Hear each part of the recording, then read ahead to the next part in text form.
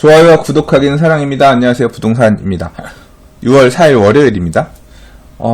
참 월요일은 힘든 것 같아요. 여러분들께서도 월요일날 출근하면 참 출근해서 앉기까지 정말 힘드시겠지만 저도 주말 꿈같은 주말 보내고 월요일날 이렇게 방송 녹음하기 위해서 녹화하기 위해서 이 자리에 앉는다는 게 참 어려운 일이에요. 확실히 일을 하다가 일의 흐름이 끊기면 조금 어렵다 그래야 되나? 지난 주말 뉴스들 좀 쭉 보고요. 그 중에서 좀 읽어볼 만한 뉴스들 몇 가지 꼽아서 또 이번 주 부동산 뉴스 시작해 보도록 하겠습니다. 자, 첫 번째 뉴스입니다. 어저께 갑자기 집에서 뭐 하고 있는데 전화를 받았어요. 전화 받고 깜짝 놀랐습니다. 이 용산에 건물이 하나 붕괴됐다고? 용산 붕괴가 실시간 검색어 1위에 오르고 아주 난리가 났더라고요. 한강로 2가에 있는 4층짜리 건물이 붕괴된 얘기였는데요. 지금 사진에서 보시면 이렇게 됩니다. 여기 지금 한강로 2가 이제 신용산역 인근인데 사실 저는 굉장히 잘 아는 곳입니다. 제가 이 주변에서 예전에 일을 했었거든요. 그리고 이 지금 붕괴된 건물의 건물주 분도 알고 있고요. 사실은 그래서 전화를 받은 거예요. 그 건물이 그렇게 붕괴됐다는 얘기를 인근 지인분한테 얘기를 듣고 깜짝 놀래가지고 처음에는 이 소유자분이 거주하고 계시나 그래서 인명사고가 나지 않나 이런 부분 때문에 되게 막 진짜 깜짝 놀랐고요. 다행히 이제 후속 보도들 보니까 조금 다치신 분은 있지만 크게 인명사고는 없었던 것 같아서 일단은 우선은 다행이다 생각을 하는 한편 진짜 깜짝 놀랐죠. 어떻게 건물이 4층짜리 건물이 이렇게 무너져 내릴 수가 있나 납득이 안 가는 상황인 거예요. 그래서 딱 일단 얘기 듣자마자 저는 처음 생각 들었던 게 뭐냐면 여기가 인근에 지금 그 도시환경정비사업 지금 한참 공사를 하고 있는 중이거든요. 그래서 바로 딱 붙어 있는 데기 때문에 옆에 공사하는 것 때문에 땅 파거나 하는 문제 때문에 굉장히 노후했던 건물이 좀 영향을 받아서 이런 건 아닌가 처음엔 그 생각이 좀 들더라고요. 이렇게 무너진 사진 보시면 감이 잘 안 오시겠지만 제가 그래서 지도를 좀 한번 그 로드뷰를 준비해 봤거든요. 자, 이게 이제 로드뷰인데요. 보시면 여기가 LS 용산타워 옛날 용산 국제빌딩이고요. 여기에서 이렇게 좀 돌아보시면 용산 센트럴파크 해링턴 스퀘어 견본주택이 있고 그 옆에 보면 요 딱 보시면 큰 건물 있죠. 요 4층짜리 건물 이겁니다. 명동 칼국수 있고 옆에 밥집 정간회라고 옛날 사진 2017년 6월 사진이네요. 보니까 근데 이 건물 4층짜리 건물이 통째로 와르르 무너진 거예요. 되게 황당하죠? 다음 쪽 로드뷰를 보시더라도 보시는 것처럼 그렇게 건물이 막 무너질 것 같이 생긴 그런 건물은 아니죠? 딱 봐도 그냥 이렇게 지금 무너진 사진만 보면 이렇게 좀 무너질 수도 있나 싶어 보일 수 있겠지만 보시면 그냥 이렇게 우리가 흔히 주변에서 볼 수 있는 4층 건물이에요. 제가 이 인근에서 일할 때도 이 건물 가서 술도 많이 먹고 특히 여기 이 명동 칼국수 같은 경우는 나름대로 좀 굉장히 오래된 칼국수 집이거든요. 이 동네에서는. 그래서 칼국수도 많이 먹고 밥도 그랬었는데 이런 건물이었단 말이에요. 이런 4층짜리 건물이었는데 지금 아까 보신 것처럼 이렇게 와르르 그냥 자연적으로 철거를 하지 않고도 이렇게 붕괴가 됐다는 사실이 사실 납득이 가지 않았어요. 워낙 충격적인 사건이다 보니까 이와 관련해서 지금 굉장히 많은 언론 뉴스들이 나오고 있고 대체 왜 무너졌나 지금 원인이 뭐냐 추정하기로는 옆에 인근에 공사하는 공사 현장에서 땅을 파다 보니까 지하수가 유실되고 그러면서 토양도 약해지고 그러면서 집안이 약해지면서 그럴 수도 있고 또는 건물에 충격이 가가지고 골조 부분 힘을 받고 있는 벽돌 부분들이 서로 엇갈리면서 이 기둥 역할을 해주는 부분들이 힘을 못 받고 무너지면서 무너졌을 수도 있다라든가 다양한 가능성들의 얘기를 하고 있는데 일단 왜 붕괴했는지는 지금 조사를 하면 결과가 나오겠죠. 이제 그런 얘기도 있고요. 한편으로는 이런 조짐 자체가 갑자기 그냥 오늘 아침에 건물이 붕괴한 게 아니라 이 붕괴 조짐이 벌써부터 있었다고 해요. 그래서 사진 찍어놓은 내용들이 공개되기도 했었죠. 그래서 그 사진 찍은 내용 가지고 구청에 신고했는데 그 이후에 뭐 추가적인 대책이나 조치나 이런 강구하는 부분이 없었다. 이제 그런 얘기도 있고 여러 가지 얘기들이 나오고 있습니다. 자, 이번에 사고가 난 지역은 사실 재개발 구역입니다. 그러니까 정확하게 얘기하면 도시환경 정비 사업 방식의 재개발 구역이고요. 국제빌딩 주변 5구역이라고 하는 곳입니다. 여러분들이 용산 참사라고 잘 아시는 용산 4구역이라고 흔히 얘기하는 거기가 이제 국제빌딩 주변 4구역인데요. 이제 거기가 바로 지금 아까 모델하우스 견본주택 보셨던 용산 센트럴파크 해링턴 스퀘어입니다. 이 국제빌딩이었고 이제 국제빌딩이 LS 용산타워로 리모델링을 해서 바뀌었지만 이 주변에 원래 12개 블록 도시환경 정비 사업 계획을 2001년에 이제 지구단위 계획을 잡으면서 계획을 세웠고요. 그 중에서 2개 블럭이 합쳐져서 국제빌딩 3구역 해링턴 용산 센트레빌 아스테리움으로 사업 마무리해서 입주했고 5개 블럭이 합쳐져가지고 이제 용산 센트럴파크 해링턴 스퀘어라는 이름으로 작년에 분양했고요. 그리고 이제 하나 남았어요. 그래서 국제빌딩 5구역인데 이쪽에 있는 부지 일부랑 그 다음에 이번에 지금 아까 지금 건물 붕괴가 있었던 이쪽 부지 일부 이 두 개가 이제 합쳐가지고 이 앞부분 지금 건물이 붕괴되어 있는 그쪽은 나중에 이제 공원을 만들어서 기부 체납하게 되고 이 밑에 쪽에 용산역 앞 사거리 쪽에 이제 건물을 하나 올리게끔 했던 그러니까 그런 형태의 도시환경 정비 사업을 추진해왔던 구역입니다. 재개발 구역입니다. 구역 지정도 받았고 사업 시행인가도 받았어요. 그래서 원래는 의료복합 빌딩 같은 거 이제 그렇게 지어가지고 매각하는 형태로 사업을 추진해오다가 좀 사업성 매각하거나 이런 부분에 있어서 협의가 잘 안 되기도 했고 지난 10여 년간 수많은 정비 사업들이 그래왔던 것처럼 사업이 그렇게 순탄하게 잘 가지 못하고 이제 경기가 안 좋아지니까 멈춰섰던 그러면서 조금 사업이 좀 진척이 더뎠던 그런 부분도 있습니다. 지금은 보니까 이제 주상복합 형태로 바꿔서 의료복합 건물이 아니라 그냥 아파트 및 상가 오피스텔 업무시설들 이렇게 짓는 형태로 이제 사업계획을 변경해서 추진하고 있는데 시공사 선정이 안 돼가지고 시공사가 안 들어왔나 봐요. 그래서 유찰돼서 지금 시공사 선정 준비하고 있는 이런 과정에서 지금 이런 지금 사고가 났는데요. 일단 걱정인 게 아까 사진 보신 것처럼 외부에서 볼 때 그렇게 막 무너질 것 같은 그런 느낌의 건물은 절대 아니었거든요. 그런데 이렇게 좀 문제가 생겼다라고 하는 거는 이 지역에 있는 건물들도 전체적으로 좀 영향을 받고 있지 않나 사실 딱 그 생각이 들더라고요. 왜냐하면 그 옆에 지금 용산 센트럴파크 해링턴 스퀘어 공사를 하고 있고 그러면서 그 영향을 직접적으로 받았다라고도 생각이 될 수 있거든요. 그러니까 만약에 집안이나 이런 게 좀 약해지면서 그런 문제가 생긴 거라고 하면 그 인근에 지금 장사하고 있는 가게들 여기가 시장 옛날에 신용산 시장도 인근에 있었고 이런 상가 주택들, 상가 건물들이 되게 많은데 상가 건물이라고 하는 거는 사람들이 이 LS 용산타워라든가 인근에 있는 회사원들이 들어와서 밥 먹고 술 먹고 하는 그런 가게들인데 사람들 밥 먹고 술 먹고 하다 건물 무너져 내렸다고 하면 이거는 완전 엄청난 재해가 되는 거잖아요. 그러니까 엄청난 사고가 되는 거기 때문에 진짜 어제 불행 중 다행인 게 이렇게 사람들이 밥 먹거나 그러는 중에 인명사고로 지금 이어지지 않았다는 게 굉장히 다행인 건데 이 주변에 있는 다른 건물들도 실제로는 이렇게 상가 건물들이기 때문에 정말로 이 옆에 도시환경정비 사업 공사하고 있는 현장에 지방공사라든가 이런 게 이 지역에 지금 노후한 건축물에 영향을 끼쳐서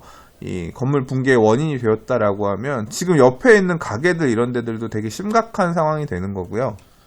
일단 이 내용이 나오고 나서 이 재개발 구역들에 있는 노후한 주택들 이런 데들이 이게 단순히 꼭 용산의 이 사례만 여기만 문제 되는 게 아닐 수 있겠구나. 다른 지역들도 똑같이 영향을 끼칠 수 있겠구나. 그런 위험이 지금 남아있을 수 있겠구나라고 생각했는지 모르겠지만 이제 바로 서울시에서 정비구역 309개소에 정밀 진단을 한다라고 해서 보니까 이 주변에 있는 다른 건물들은 추가적으로 붕괴될 여지가 없는지, 또는 지금 살고 있는 사람들이라든가 영업하고 계신 분들, 이런 분들 안전 문제 때문에 일단 대책을 수립하는 것 같고요. 그 다음에 그 외에 지금 이 지역 같은 경우도 2006년에 정비구역 지정을 받은 곳입니다. 지금 12년 지났는데 아직 지금 사업이 여러 가지, 이 재개발 사업 또는 도시환경 정비 사업, 재건축 사업이 바로 추진되지 않는 이유는 집이 충분히 낡지 않아서가 아니라, 결국 이 정비 사업 자체를 민간에다 위탁해서 민간 니들이 알아서 하세요, 이런 형태이기 때문에, 결국 민간에서 한다는 얘기는, 토지 등 소유자들이 한다는 얘기는 충분한 수익성, 이 정비 사업을 추진하는 데 들어가는 비용이라든가 이런 것들을 고려해서 남는 장사가 되지 않으면 좀 시작하기 힘든 그런, 또는 돈을 대겠다는 건설 회사라든가, 그러니까 같이 참여하겠다는 건설 회사라든가, 이제 또는 분양을 잘할 수 있는 환경이라든가, 이런 경제적인 부분들을 고려하지 않을 수 없거든요. 이제 그런 하락장에서 그런 게 쉽지 않았기 때문에 조금 더뎌왔었던 건데, 지금 사실 재개발을 추진하고 있는 서울에 남아있는 수많은 재개발 구역들도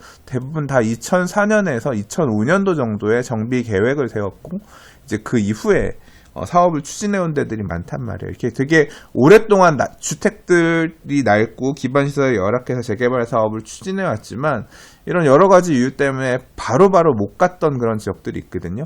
그런 지역들도 이렇게 건물 붕괴 위협이 지금 상존하고 있다라고 볼 수 있는 거죠. 그래서 기사에서 보면 서울시 정비구역 309개소 정밀 진단을 한다고 하는데, 자, 이게 이제 어떻게 보면 눈 가리고 아웅일 수도 있는 거예요. 정밀 진단을 해서 이게 붕괴 위험이 있다라고 판단이 되면 사실 그 다음에 어떻게 할 건가요? 재개발을 추진하려고서 지금 이렇게 추진하려고 하고 있지만, 여러 가지 이유 때문에 재개발 사업이라고 하는 게 오늘 재개발하자, 내일 공사하자, 철거한다, 이렇게 할 수 있는 게 아니잖아요. 법에서 정하고 있는 절차가 있고, 결국 그 절차에 따라서, 그 절차하는 과정에서 또 이 사업 시행 주체인 조합이 이렇게 하는 내용들이 다 통과가 돼야 그 다음 단계를 갈 수 있는데, 이런 결국은 또 어떻게, 근본적인 해결은 결국 철거를 하고 사업을 할 때까지 기다리는 수밖에 없거든요. 다만 이제 정말로 붕괴될 수 있을 만큼 위험한 건물이다라고 하면, 그런 내용들을 파악한다라고 하면 이제 뭐 응급 보수를 한다든가, 그 보수를 하기 위해서 일부 외부 재원을 좀 마련해 준다든가, 또는 뭐 알려준다든가, 그런 측면에서 충분히 의의가 있을 수 있기는 하겠죠. 자, 기사에서는 이렇게 설명합니다. 안전에 대한 문제가 발견되면 서울시 재난위험시설물관리대장으로 지정하는 등 조치를 취할 계획이다 라고 하고 있고요. 그리고 이제 이후 순차적으로 전체 309개의 지역을 전수조사한다는 방침인데, 전수조사하는 과정에서도 문제가 발생될 수 있는 여지도 사실 있는 상황인 거고, 그리고 뭐 문제되는 데가 나온다고 하더라도 지금 보면 점검 내용을 토대로 혹시나 있을지 모를 관련 법상의 문제들도 함께 살피고, 그다음 정비사업 융자금 지원을 통해 안전점검 지원 비용에도 보조를 나서고 뭐 한다고 하는 건데, 결국 키는 민간에다 니들이 알아서 하세요, 집 가진 분들이 알아서 잘 관리하셔야 되는 거죠. 또는 재개발 사업 추진하고 있는 조합에서 알아서 하셔야 되는 거죠. 라는 식으로 이제 사실 뒷짐지고 있는 모양새를 취하는 것도 어느 정도 맞기 때문에, 근데 뭐 돈이 없어서 못하거나, 또 대부분 사실 집 소유자분들이 그런 거 아니에요. 설마 문제가 되겠어 라고 생각들을 하시는 상황이니까 사실 이런 문제가 생기는 건데, 추후에도 그렇기 때문에 이런 문제가 발생하지 않으리란 보장이 없죠. 사실 저는 이 사건이 도시재생 뉴딜 사업의 어떤 추구하는 방향, 이런 쪽에 어떤 근본적으로 영향을 끼치는 어떤 그런 이슈가 되지는 않을까, 사실 그런 조금 생각도 하긴 했는데요. 왜냐하면 도시재생 뉴딜 사업 자체는 굉장히 공공에서 취하는 포지션은 되게 뒷짐지고 있는 그런 포지션이거든요. 결국 이 기반시설 열악한 부분에 대한 것들, 뭐 도로를 좀 또는 주차장을, 공원을, 이런 부분들 할 수 있는 범위 내에서는 뭐 공공이 나서서, 정부나 시나 구가 나서서 조금 보조해주고, 집 수리하거나 집을 고치거나 새로 짓거나 하는 거는 소유자분들이 알아서 하세요라는 그런 포지션인데, 결국 이제 그런 것을 적극적으로 주민들이 나서서 하지 않으면 또는 이렇게 건물이 무너질지도 모른다는 이런 인식 없이 살고 있는 집들, 이런 집들이 비가 많이 온다거나 여름철에 이렇게 해서 붕괴되는 사고들이 나온다거나 충분히 할 수도 있는 가능성도 없지 않다고 생각하거든요. 도시재생 뉴딜 사업 형태로 주거지 정비를 하면 안 된다 그런 얘기가 아니라요. 이런 지금 사건, 사고도 나왔고 위험성들을 어느 정도 알았다라고 하면 기존에 이렇게 노후한 주택들이 모여있는 지역들 같은 경우는, 노후한 건축물들이 있는 지역들 같은 경우는 지금 뭐 서울시 정비구역 309개소 정밀 진단한다고 했지만 조금 시 차원에서도 관 차원에서도 조금 이런 부분에 대해서 짚어서 확실히 조금 문제가 안 생길 수 있게끔 대책을 마련하는 부분이 필요하겠다는 생각이 드네요. 자, 다음 기사입니다. 서울역, 용산역 철도 지하화, 교통경제 신플랫폼 만든다라는 제목의 기사입니다. 자, 서울역 마스터 플랜이란 건데요. 용산 마스터 플랜하고는 다른 것 같아요. 뭐 같이 결과적으로 서로 용산 마스터 플랜 하에 아마 이 부분도 포함되어 있지 않을까 생각하는데, 서울역하고 용산역 가는 사이에 이 철길과 그 주변 토지를 어떤 식으로 관리하고 활용해 나갈 것이냐, 이제 그런 내용인 것 같습니다. 서울역 북쪽에 보면 좀 이렇게 공지처럼 공간들이 있거든요. 서울역 북부역세권 개발해서 그 부지를 어떤 식으로 개발할 것이냐의 내용도 좀 포함이 되는 것 같고요. 그 다음에 서울로 7017이 바로 서울역을 지나서 저쪽 만리제국에 넘어오는 그 서부역 뒤쪽에서부터 이제 남대문 시장 가는 길을 이제 보행자들이 갈 수 있게끔 이렇게 재생한 거잖아요. 이 부분하고도 어떻게 연계를 할 것이냐. 그리고 서울역에서 출발하는 이제 여러 철도들을 어떤 식으로 좀 더 효율적으로 이용할 수, 환승 시간이라든가 이런 것들 효율적으로 이용할 수 있느냐도 같이 고민하면서 보고, 그리고 이제 제일 핵심은 이거죠. 서울역에서 용산역까지 오는 서울역 다음 서울역 옆에 밑에 보면 남영역이 있고요. 그 다음에 쭉 넘어오면 용산역이 이렇게 있는데요. 이제 이게 다 지상으로 오가는 길인데, 일단 이 철길을 지하화하면서 지상의 공간을 개발하거나 또는 활용한다. 이제 이런 부분이 서울역 마스터 플랜의 핵심인 것 같습니다. 근데 이 엇비슷한 거를 사실 저는 한 10여 년 전에 본 적이 있어요. 오세훈 시장이 아마 재선할 때 연임하던 시절의 공약이 이 내용이었던 걸로 기억합니다. 근데 그게 이제 벌써 2008년도 뭐 이때였는데 10여 년이 지금 지났죠. 2008년이 아니라 2010년인가요? 아무튼 거의 10여 년이 되었는데 다시 그 얘기가 나오고 있는 거죠. 그래서 항상 이런 개발계획 밑그림에 대한 얘기는 선거철인가? 공교롭게도 지금도 선거철이에요. 그래서 이제 뭐 되면 되고 되면 좋고 아니면 말고 뭐 이런 식의 생각이 항상 많죠.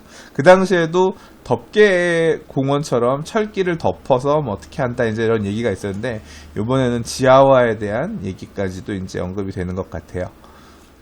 그래도 그 시절하고 조금 얘기가 다른 거는 어느 정도 좀 내부 검토도 마무리가 된 것 같고요. 그리고 이제 국토부랑 협의하면서 철도 교통 부분들을 어떤 식으로 손볼 거냐 등등 좀 구체적으로 다음 단계로 나갈 수 있는 그런 준비가 되긴 했나 봐요. 그래서 지방선거 이후 하반기가 된 구체적인 내용이 공개될 거고, 국토부와 협의하는 절차가 남아있고 큰 프로젝트고 어느 정도 많이 가시화가 된 것 같고요. 그리고 사실 이 내용의 핵심은 이겁니다. 철길로 인해서 지금 용산이 사실 동과 서로 이렇게 좀 분단되어 있는 느낌이 있는데, 철길이 지하화된다고 하면 이제 그런 부분이 많이 개선되면서 훨씬 좋아지죠. 철길이 지하화되면, 철길은 어떻게 보면 소음이라든가 먼지라든가 혐오 시설이잖아요. 이제 그리고 이걸 지하화하면서 그 상부에 있는 토지들을 어떻게 활용할 것이냐, 그걸 통해서 그 주변에 파급 효과를 미치게 되는 부동산적인 측면에서 볼 때도 굉장히 눈여겨볼 만한 관심 있는 이슈이기도 한데, 한편으로는 이제 지하철 철도를 지상에 다니던 애를 하루에도 지금 엄청나게 많은 철도들이 지나가고 있는데 이걸 철길을 지하화한다는 게 그렇게 쉽겠어요? 비용도 비용이고 시간도 시간이고 뭐 그렇겠죠. 그래서 이제 어떻게 그걸 해낼 수 있을 것이냐에, 그러니까 현실적으로 이 가능한 문제냐, 이제 그 부분도 고민해봐야 되는 건데, 일단 서울역 용산역 구간의 지하 관련해서 최대 강건은 최소 2조에서 3조 원 이상으로 예상되는 사업비를 어떻게 충당할 것이냐의 문제인데, 일단은 뭐 답은 아직 뚜렷하게 있지는 않은 것 같아요. 다만 서울시든 국토부든 이 지하화하는 방침에 대해서 동의를 하고 있고, 이 부분을 어떻게 풀 건지 같이 고민해야겠다. 결국 돈 낼 사람이 없으면 사업하기가 만만치 않겠죠. 뭐 지상에 이런 토지들을 그러면 이렇게 만들어지게 되는 토지들을 공원으로 만들면 좋겠지만, 공원이 아니라 뭐 일단 이런 비용을 조달하기 위해서는 개발을 한다거나 개발 비용을 통해서 뭐 사업비를 조달한다든가 여러 가지 방법들을 고려해서 사업비를 마련을 해야지 가능하겠네요.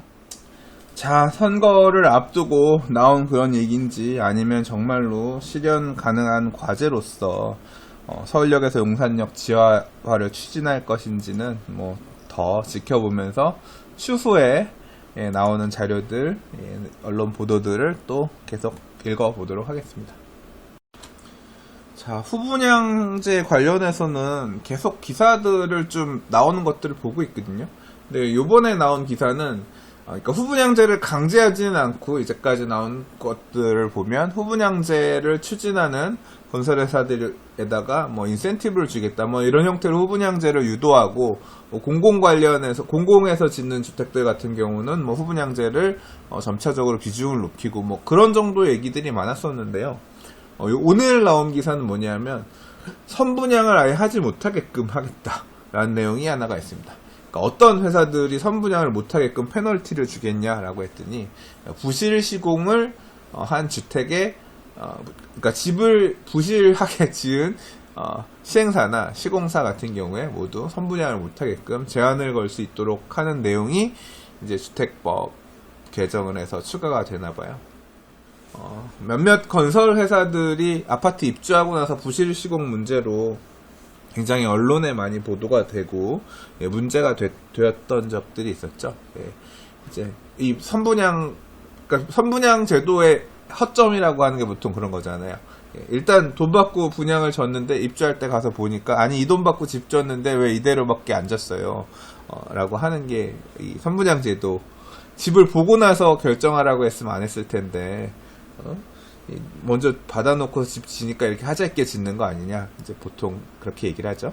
자, 아무튼 그래서 국토부가 부실업체 선분양 제한 강화, 감리비 사전 예치제도 도입을 위한 주택법 개정, 그리고 세부 추진 방안을 담은 주택 공급에 관한 규칙 및 주택법 시행규칙 개정안을 입법 예고한다고 밝혔다고 합니다. 앞으로는 시행사 또는 시공사, 실제 공사하는 시공사도 건물 부실하게 지어서 그렇게 하면 이제 선분양을 못하게끔 제재를 당하게 된다고 하고요. 그리고 한편으로는 건설기술진흥법상 벌점을 받은 회사도 일단 선분양 제한을 적용받도록 세부 기준을 마련했다고 합니다. 그냥 큰 틀에서 보면 이거죠. 니들 집 그지같이 지으면, 부실하게 지으면, 그렇게 해서 걸린 건설회사 같은 경우는 앞으로 선분양 못해. 선분양 못하면 집 짓고 나서 나중에 가서 분양을 해야 되는 거죠. 후분양도 어느 시점에 할 수 있는지 기준들을 좀 줄 것 같은데, 페널티를 주는 건데요. 만약에 그렇게 된다고 하면 시공사 또는 시행사 입장에서 받게 되는 불리함은 뭐냐? 금융비용을 떠안아야 되죠. 빨리 분양을 한다는 얘기는 얼른 분양해서 분양 수입 들어오게 되면 사업에 들어가는 자금 부분에 있어서 굉장히 숨통이 빨리 트이는 건데, 후분양을 하게 되면 그 자금을 어느 정도 깔고 해야 되니까 건설회사 입장에서는 사실 선분양이 좋겠죠. 그래서 아무래도 이제 이렇게 페널티가 생기면, 후분양에 대한 페널티가 생기면 건설회사들이 부실 공사에 따른 페널티 받지 않기 위해서 선분양을 계속 할 수 있도록 하기 위해서 꼼꼼하게 짓지 않겠냐, 이제 그런 목적으로서 이런 제도 개편을 하는 것 같습니다. 자, 오늘 준비한 마지막 기사입니다. 주요은행 개인 신용대출 100조 돌파, 주택대출 규제 강화의 영향인 것 같다라는 제목의 기사인데요. 큰 은행들 대출 대출 관련해서 조금 조사를 한 것 같아요. 그래서 내용을 봤더니 주택담보대출의 증가세는 꺾였고, 그리고 이제 신용대출이 증가세가 좀 두드러졌다로 요약되는 것 같아요. 그래서 기사에서 막 이거저거 설명을 해놨는데 제가 볼 때 이 기사는 기사 내용을 보고서 이해하지 않으니까 조금 더 어렵고요. 끝에 지금 이 정리해준 주요 은행 대출 현황 이 표를 보니까 조금 명쾌하게 이해가 쉬워가지고 이 부분만 좀 간단히 얘기해보고 마무리하도록 하겠습니다.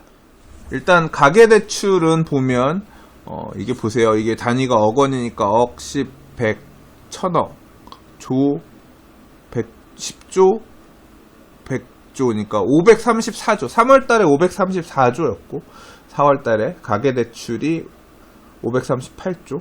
그 다음에 5월달에 541조. 그래서 매달 얼마가 늘어난 거예요?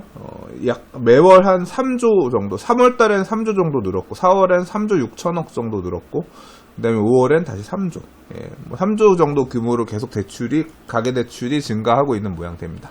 근데 이 증가하는 금액들 중에서 어느 대출이 많이 늘어났냐를 봤더니 일단 주택담보대출 잔액은 382조, 384조, 385조로 늘긴 늘지만 되게 소폭 늘고 있고 느는 추세는 줄고 있습니다. 그래서 3월에는 2조 2천억, 2조 2천억 정도가 늘었고 4월에는 1조 5천억, 그 다음에 5월에는 1조 2천억.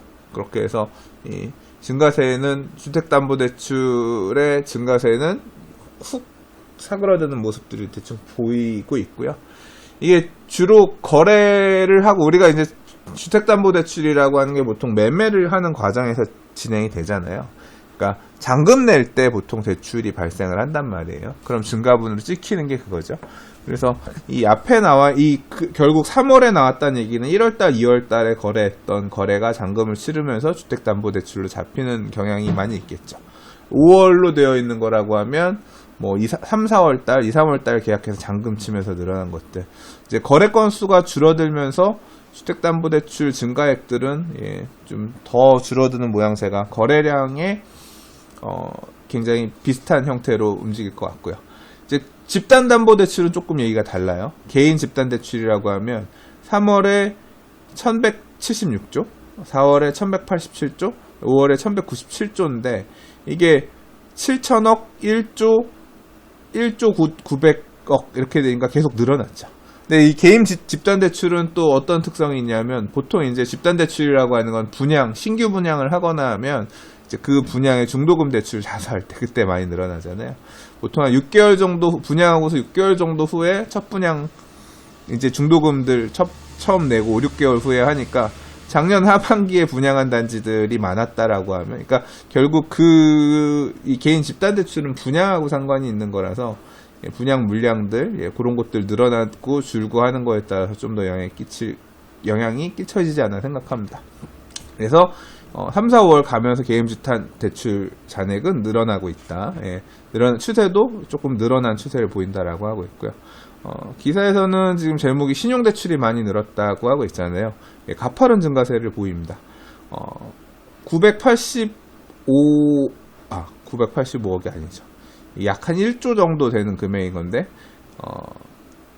9,855억이었다가 9,972억이었다가 그 다음 1조 단위로 올라갔는데 증가액이 보면 3천억, 1조 1천억, 1조 1천억, 1조 990억 이런 식으로 해서 개인 신용대출이 4월달, 5월달 들어서면서 굉장히 많이 늘었어요. 3월에 비해서 엄청나게 많이 늘었죠.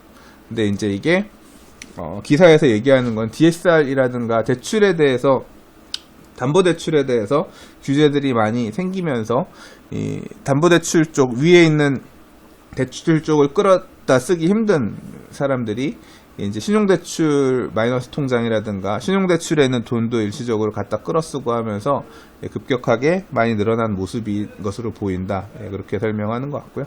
개인 사업자 대출은 많이 줄었네요. 보니까.